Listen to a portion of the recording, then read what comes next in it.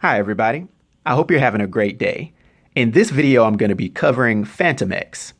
Now he made his first appearance in New X-Men issue number 128 in August of 2002, and he also has the names Jean-Phillipe and Charlie Cluster 7. Now he's 5 feet 9 inches tall, weighs 175 pounds, having blue eyes and black hair. Fantomex can create extremely realistic illusions, which he calls misdirection. And this ability allows him to do reality skewing rather than telepathy or holographic projection. He also has an external nervous system referred to as E.V.A. And he's mentioned that the E.V.A. emerged from his mouth during his time in the world and developed into a techno-organic flying saucer-like vessel. The relationship between E.V.A. and Fantomex is symbiotic, so if E.V.A. experiences pain when she's not within Fantomex, he'll feel it as well. When E.V.A. is separated from his body, Fantomex feels no pain at all and seems to be able to ignore most injuries. Along with his symbiotic relationship, Fantomex is linked to E.V.A. via telepathy. He can see through E.V.A.'s point of view and can take control of her movement. However, this does require concentration on the part of Fantomex. Additionally, E.V.A. is a biomechanical being, and so she can reshape her body into a variety of forms. She can fly and generate energy discharges to be used as weapons. Now, Fantomex himself contains 3 brains that can be used in tandem with each other or can be used for independent thinking, as well as nano-active blood. The nanites in his brain keep him from believing in anything greater than himself, so you can see he has a very big ego problem. He also keeps an internal backup nervous system which can be engaged if E.V.A. is damaged. However, this system is less complex than E.V.A. and it doesn't allow him to see colors if he has to use it. He also has enhanced physical abilities, and he's capable of registering frequencies beyond the hearing range of normal humans. He's even mentioned having a slight healing factor as well. Now, his 3 brains allow him to survive severe head wounds since his secondary brains can take over should one of them be injured or destroyed. He's also been shown to be able to put himself in a trance-like state and perform crucial tasks such as performing surgery on himself. In this state, he can also recover faster while placed in water. Fantomex can expertly read the body language of others in order to predict their attacks, and he's a very skilled hand-to-hand combatant and master of stealth techniques. His actual title in his birthplace in the world was Stealth Fighter. He's an expert marksman that actually used to use special bullets that were covered in a sentient mutant skin that never missed their target. But he used the last of these against Archangel. He's also known to carry a variety of different guns and other weapons. Now, it also needs to be noted that his mask incorporates telepathy-blocking ceramics, and these allow his mind to remain completely unreadable, even against the most powerful telepaths in the Marvel Universe. Now, Fantomex was created by the Weapon program to help fight against Earth's mutant population.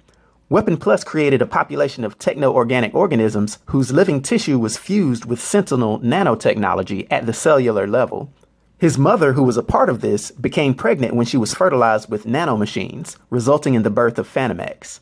Like the rest of his people, he was born and raised in the world, a man-made environment designed to create super sentinels that are media-friendly mutant hunters modeled after Saturday morning cartoons. Although his nationality is technically British, as the world was located in England, Fantomex claims that he was raised in a virtual France with imperfect programming. He's developed a French sense of identity and persona, whereas his experiment designation at the World facility was Charlie Cluster 7, he usually goes by the name Jean-Phillipe.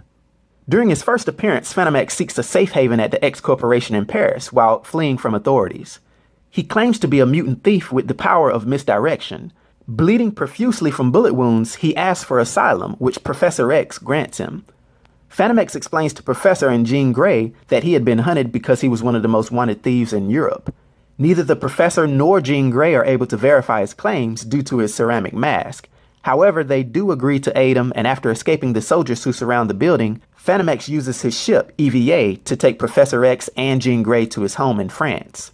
While there, he introduces them to his mother and continues to describe his success as a thief. In fact, he tells the two that he's stolen sensitive information about the Weapon project while in the channel and offers to sell it to Professor X for $1 billion. After this ridiculous offer and submitting his proposal for it, he puts himself into a light hypnotic trance and performs surgery on himself, removing the bullets that are in his body. After he finishes up his surgery, he asks Professor X and Jean Grey to accompany him back to the tunnel in an effort to destroy Weapon XII. The two agree, and Fantomex then leads them to the tunnel disaster. packed full of people and animals that the Weapon XII has turned into mindless slaves, confusion runs rampant. Knowing that those who have fallen prey to Weapon XII's influence are lost, Fantomex kills Darkstar, who's been possessed by him, and all others who've been mentally connected to him. After Fantomex destroys Weapon XII by using a remote detonator, it's noticed that there are 2 empty Weapon Plus transport tubes in the channel, one that had held the violent Weapon XII, and another that had held something called Weapon XIII. After the battle, Fantomex's ceramic mask slips a bit, and Jean Grey uses her telepathy to deduce his true identity.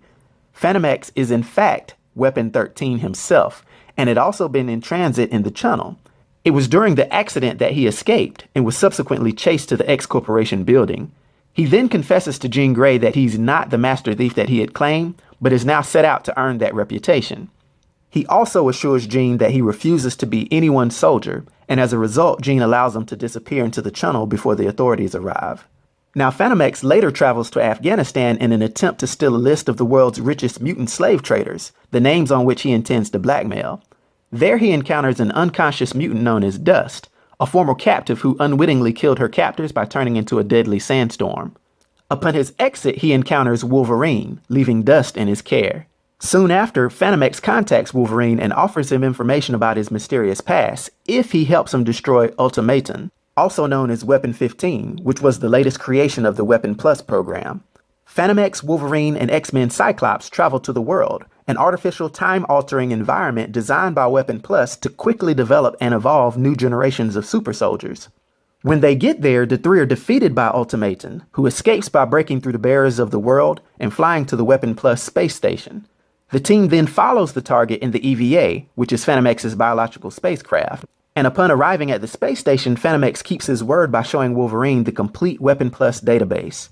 Shocked at learning the terrible details of his past, including his role in the slaughter of the entire population of Roanoke while under the influence of Weapon X, Wolverine initiates the self-destruct sequence for the space station before catching and apparently killing Ultimaton, although he does later reappear as a subordinate.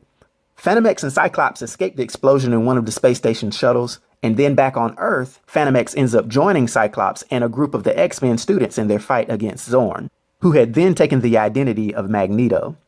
Xorn had gathered a new Brotherhood of Mutants and had taken over New York City, but with the help of Beak, Fantomex, and the others, they were able to break into Xorn's skyscraper headquarters and bring him down.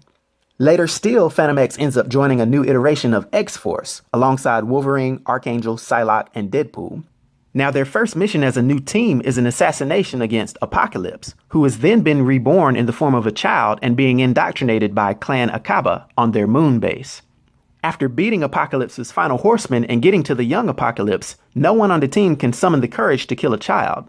But when the group decides to bring the child back with them and re-educate him, Fantomex fires a shot into his head, apparently killing him. Soon afterwards, Fantomex realizes a presence calling itself Weapon Infinity has started manipulating the time stream within the world. After a battle against Weapon Infinity, who was actually transforming all the future heroes into time-traveling Deathlok-type cyborgs, it's revealed that Fantomex has actually cloned the Apocalypse child in order to see if the boy could become a hero if raised in a good environment deep within the world.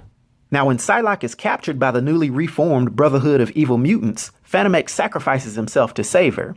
He's captured and killed when Skinless Man cuts out his heart. With his connection to E.V.A. severed, she believes herself dying as well, but she survives and evolves into a humanoid form. And after Uncanny X-Force disbands, E.V.A. attempts to clone Fantomex back to life, but due to his 3 brains, an error occurs and 3 different bodies are grown for each personality. One of these, his evil brain, becomes Weapon XIII, which was originally referred to as Jean-Phillipe, and he wears a costume with inverted colors. Now his good and upright brain becomes Cluster, a female version of Fantomex, and the mischievous one is restored to his proper body, taking the name of Fantomex and going on to continue his relationship with Psylocke. Later on it's shown that Fantomex and Cluster, his female version, hijack a plane, leaving the pilot drugged and the flight attendants bound and gagged in order to find Psylocke and Storm. But this is when Weapon XIII, his evil self, follows and kidnaps Fantomex. Cluster then enlists the help of the new Uncanny X-Force to help find Fantomex. Psylocke and Cluster then travel to Madripoor to hunt Weapon XIII, but Weapon XIII uses his power of misdirection, which Fantomex and Cluster no longer have, to confess his love to Psylocke. She agrees to stay with him only if he allows her to kill Fantomex, who betrayed her during their last heist in the Louvre. During a heated battle, she decides to free Fantomex and stun Weapon XIII, stating that she's done with all three of them. Now, after some time goes by, Cable recruits Fantomex as part of his new X-Force team, with the promise that he'll help Fantomex find Cluster and Weapon XIII. He proves to be a questionable ally, though, as he's constantly bickering with Psylocke and has a psychic relationship with Meme, who he really knows is actually Hope Summers, who Cable thinks is in a coma. Fantomex is also shown killing a new recruit, Forget-Me-Not, because he was quote-unquote bored.